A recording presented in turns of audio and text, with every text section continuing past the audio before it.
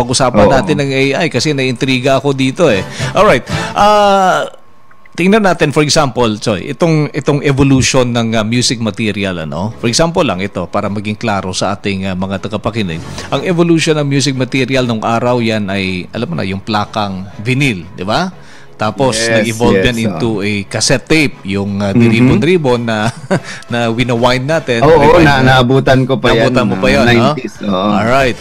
Tapos, after that, nagkaroon tayo ng digital audio tape na similar din sa isang cassette tape. DAT. DAT. Yes, bago maging CD yan. Yes, yung ano yan. Ako pa yung nagboses ng isang patalastas yan na hina-highlight yung technology na lumabas. Yes. Digital audio tape, yung mga ganyan.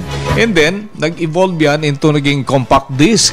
Ang compact disc na na-surpass pa yan ng naging DVD, and then nagkaroon na ng digital. Of course, yung digital MP3, yung pumasok na yan. MP3, and then nagkaroon pa ng MP4.